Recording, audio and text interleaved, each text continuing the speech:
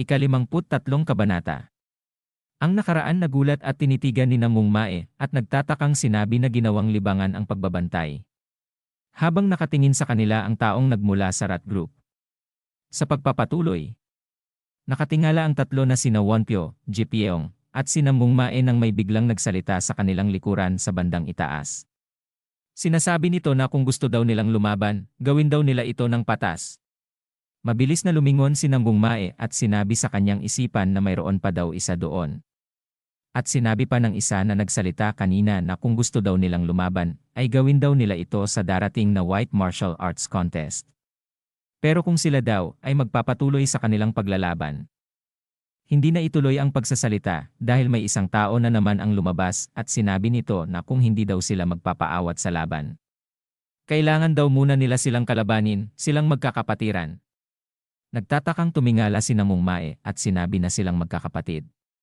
Makikita ang iba pang mga kasama nito na nasa kabilang bubungan ng bahay na nakatayo na pinagmamasdan nila. Nakatingin sa taas si Hyun Mugi sa taas at sinasabi nito na kay Dang Wijo na ang rat group daw ay andito na. Ano daw ang gagawin nila? Mayabang na sinabi ni Dang Wijo na mas mabuti daw. Ang grupo daw na yon ay gumagawa na para silang bayani. Gusto daw niya silang turuan ng leksyon. Mayabang na hinamon ni Dang Wijo at nakangiting sinabi sa rat group na bumaba na daw sila at lumaban. Silang mga basura. Sinabi ng isa sa mga rat group na siguro daw ay gusto niya talagang makakita ng pagdanak ng dugo. Mabilis na tumalon mula sa ibabaw ng bubong ang mga rat group at sabay-sabay silang tumalon sa baba. Pantay na pantay ang pagkababa nila sa sahig at sinabi nila na sila daw ang tagapagtanggol ng katarungan. At nang pau sila at sinabi na sila daw ang 5 Chivalrous Novas. Sinabi ng isa sa kanila na simula daw ngayon, sila daw ay pipigilan siya sa panggugulo sa in-order sa kanila ng White Military Academy. Naiinis na sinabi ni Dang Wijo na anong dami daw nilang kargada na kalokohan. Sabik na nanunood ang announcer at sinasabi nito na ang rat group daw ay nakisali na. Ito daw ba ay magiging isang maagang White Martial Arts Contest? Naghiyawan ng mga bata na mga nanunood at makikita sa kanilang muka ang galak. Bumunot ng espada ang isa sa mga kasapi ng rat group. Naghahanda na rin si Dang Wijo at ito ay biglang tumalon at inatake ang bumunot ng espada ng kanyang dulo ng daliri na may enerhiya. Nagulat ito at naharang ng kanyang espada. Lumiliwanag ang salpukan ng espada at daliri ni Dang Wiji. Pagkatapos sa lakas ng atake ni Dang Wijo ay hindi nakayanan nito at napaatras sa ere. Ang dalawang kasama nito na miyembro ng rat group ay nakaalalay sa kanyang likod.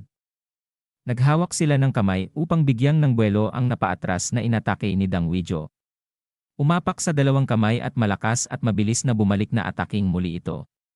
Lumiwanag ang mata habang naghihintay si Dang Wijo ay naglabas ito ng kutsilyo sa kanyang kamay.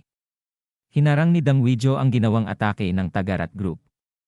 Nanunood na sinabi ni Namong Mae sa kanyang isip na ang pag-atake sa pamamagitan ng paggamit ng rebound. Napakahusay na magkasanib na pag-atake. Sinabi ni Kalbo kay Namong Mae na nagagawa daw nila yon dahil sa sila ay magkapatid. Ang ginagawa daw nilang teamwork ay talaga namang nakakabaliw. Namamanghang nagulat na tinitingnan siya ni Jipyeong. Sinabi sa kanyang isip ni Jipyeong na ang mga miyembro ng grupo ng daga ay talagang hindi gaanong sanay sa isa-isang laban. Gayunpaman makikita ang pagsasanay ng mga rat group sa kanilang guro, sinabi ni Jipyeong na gayunpaman kapag sila daw ay nagsama sila daw ay kasing lakas ng master na nasa peak realm. Napaisip si Namong Mae at sinabi nito sa kanyang isip na malakas pa sila sa master na nasa peak realm. Sinabi naman ni Kalbo na ang ibig lang daw bang sabihin nun. Sila ay magaling kapag nagsama-sama at tinitigan ng kakaiba ni Kalbo si Jipyeong. Humawak sa ulo si Jipyeong at pautal-utal na sinabi sila daw ay na pinagpapawisan at hindi alam ang isasagot kay Kalbo. Tatlong espada ang sabay na umatake. Ang inatake pala ay si Hyun Mugi na nahihirapan sa pagpigil ng tatlong espada. Tatlong kunay ang hawak ni Dang Wijo at umatake ito ng dagger storm at mabilis na hinagis mula sa likuran ni Hyun Mugi. Habang pinipigilan ang tatlong kasapi ng rat group, makikita ang iba pang kasapi ng rat group ay may hawak na espada, pinaikot nila ito upang ang hinagis ni Dang Wijo na kunay ay maharang. Ang mga kunay na hinagis ni Dang Wijo ay naharang at naglaglagan sa sahig. Sinabi sa kanyang isip ni Dang Wijo na ang atake daw niya ay naharang. Ang joint formation daw ng mga taga-rat group ay hindi daw pala talagang isang chismis. Nakasimangot na iniisip ang maraming daga na nanlilisik ang mga mata na nakatingin sa kanya. Ang isa pang kasapi ng rat group ay inatake ng mahabang sandata na ginagamit nito si Hyun Mugi. Pagkatama ito ay unti-unti nang bumabagsak at nawalan ng malay na bumagsak sa sahig. Ang limang kasapi ng rat group ay nakapalibot sa nakabagsak na katawan ni Hyun Mugi. Habang si Dang Wijo ay nakatayo sa may uluhan nito. Itinuktok ang gamit na sandata at sinabi ng isa sa kasapi ng rat group kay Dang Wijo na ang ginawa lang daw niya ay magtago sa likod ng kanyang kakampi at umatake siya ng mga nakatagong armas sa katawan niya. Nakasimangot at masamang tiningnan ni Dang Wijo at sinabi na sa tingin daw ba nila na ang Dang pamilya ng Sasyon ay ang katumbas lang nito. Sinabi ng naka-green na kasuotan na walang daw makakalaban sa hustisya. Naiinis na sinabi ni Dang Wijo habang naglalabas ng aura na may kasamang lason na ang mga basurang ito ay nangangahas na maging mayabang. Lumiwanag ang mga mata ni Dang Wijo at sinabi pa na ipapakita daw niya sa kanila kung gaano nakakatakot ang kanilang pamilya Dang.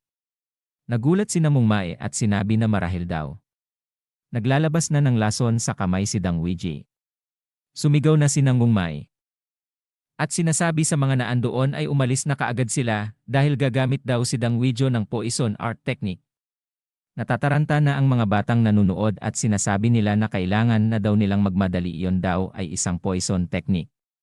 Mabilis na nagsitakbuhan ang mga bata at sumisigaw. Si Dang Wijo ay ready nang gamitin ang kanyang poison technique at ito ay tinatawag niyang Dance of Chaos. Mabilis na umikot-ikot at ito ay nakagawa ng malakas na hangin sa kanyang paligid na may kasamang lason. Sinabi ni Red Ranger na harangan daw ito. Huwag daw niyang hayaang makapinsala ito sa mga nasa paligid nila. Sumagot si Green Ranger at si Blue Ranger na masusunod daw at mabilis na naghanda.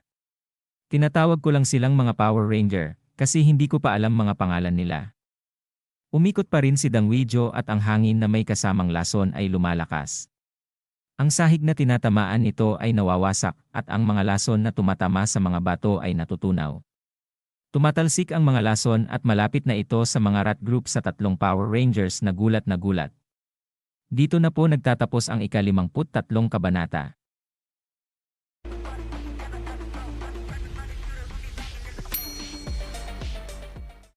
Ika-54 na kabanata.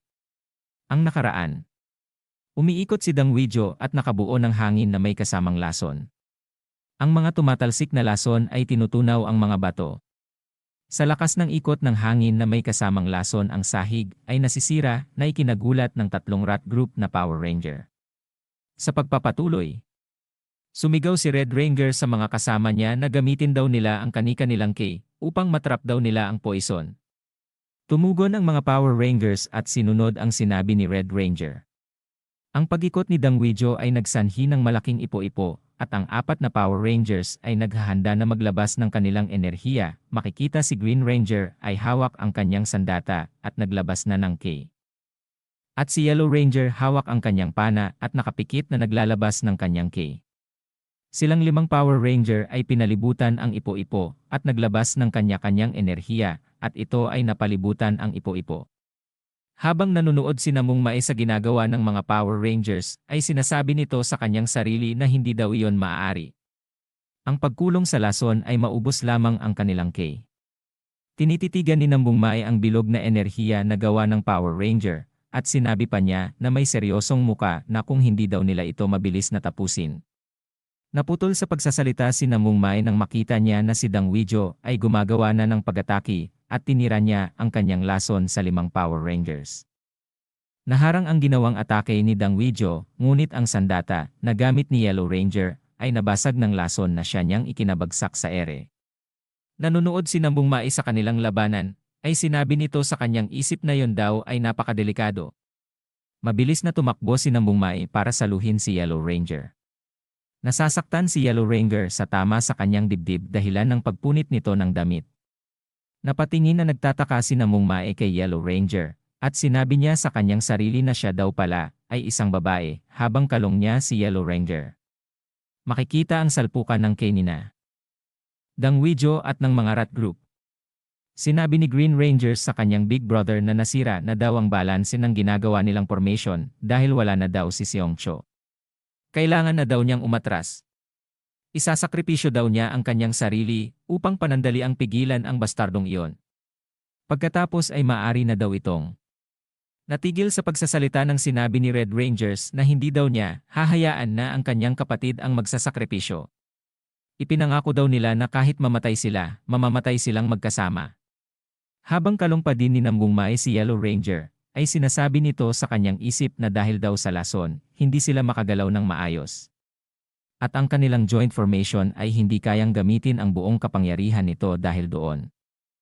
Tumingin siya kay Yellow Ranger at sinabi na tapos kulang pa daw sila ng isang miyembro. Lumingon si Namgungmae at tinawag si Kalbo. Nagtatakang nagulat at itinuro ang kanyang sarili na kung siya daw ba ang tinatawag niya. Biglang hinagis sa kanya ni Namgungmae si Yellow Ranger at sinabi niya na saluhin niya daw yon. Nagulat si Kalbo at tumugon na sige daw at naghanda na siya sa pagsalo. Mabilis na gumamit si Namgungmae ng reverse flow upang saluhin ang kamay na may laso ni Dang Wijo na malapit nang tumama kay Red Ranger. Nagulat ng gagalaiti sa galit si Dang Wijo at sinabi nito na ikaw na bastardo ka. Nasalo pala ni Namgungmae ang dalawang kamay na may laso ni Dang Wijo. Sinabi ni Namgungmae kay Dang Wijo na mas mabuti pa daw na itigil na niya ito. Sinabi naman ni Dang Wijo na paano daw na ang isang katulad niya ay mapipigilan daw siya. Lumalakas ang inilalabas nilang enerhiya na ikinagulat ni na Red Ranger at Green Ranger na natulala sa kanilang nakita. Si Jipyong ay natulala rin at nagulat. Si Kalbo naman ay kalong si Yellow Rangers na namumula ang muka na tinititigan.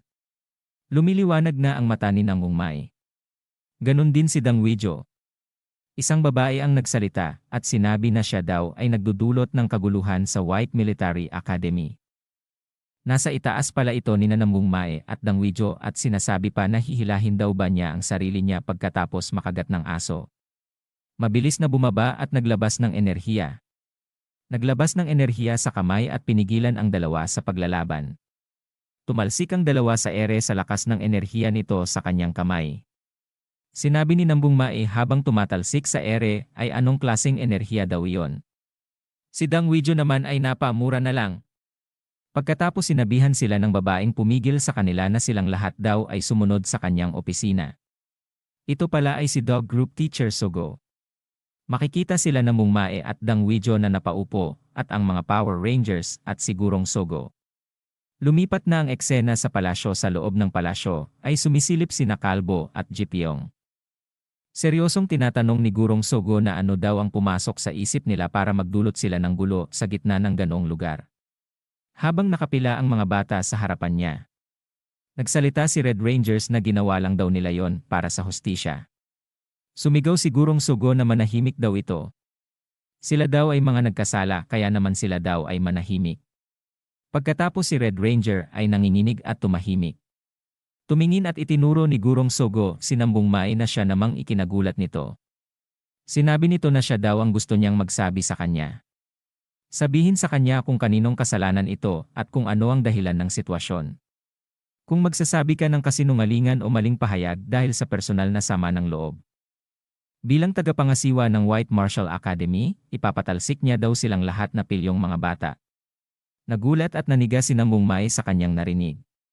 Sinabi naman sa kanyang isip ni Dang Wijo na bakit daw sa dami-dami ng tao dito, bakit daw pa si Namgungmae ang tinanong.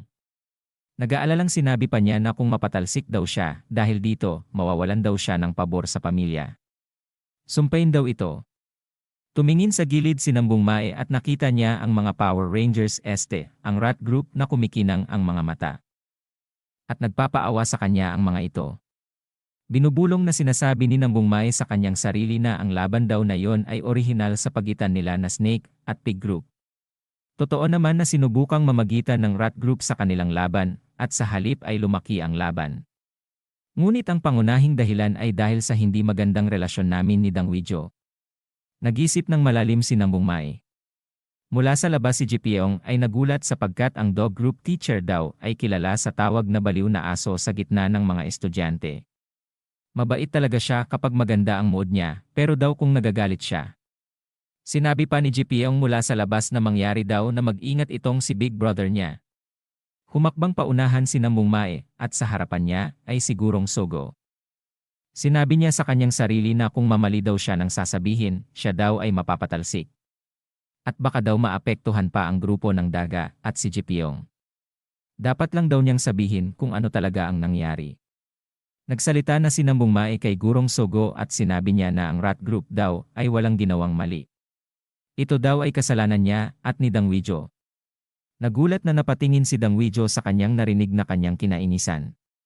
Tumuktok sa kanyang lamesa si Gurong Sogo at sinabi pa nito na sinasabi daw ba na sila lang dalawa ang dapat sisihin. Tumugon si Mungmae na tama daw yon. Tatanggapin daw niya ang anumang parusang nararapat sa kanya, ngunit nagulat ang mga Power Rangers sa kanyang gilid. Nakatitig na sinabi ni Gurong Sogo kay Mungmae na nagtataka na sinabi nito na ano daw ang dahilan nito. Sumuntok sa kanyang palatanda ng paggalang at sinabi ni Mungmae na para wakasan na ang dating awayan namin ni Dang Wijo. Humihingi daw siya ng official martial spar. Nagtataka na nagulat si Dang Wijo sa kanyang narinig. Si Gurong Sogo naman ay seryosong tinitigan si Mungmae. At dito na po nagtatapos ang ating ika-54 na kabanata.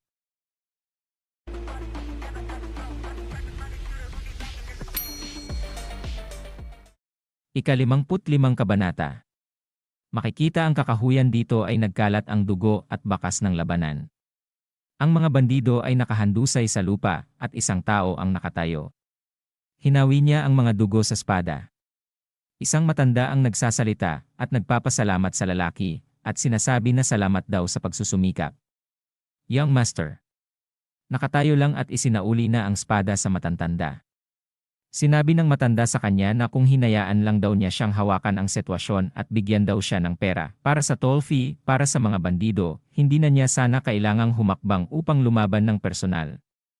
Ito pala ay ang nakatatandang kapatid ni Mungmae. Sinabi nito na sinasabi daw ba ng matanda na paalisin daw sila kung nagbayad sila ng toll fee. Sumagot ang matanda at sinabi na bueno, ganyan daw talaga ang normal na gumagana dito.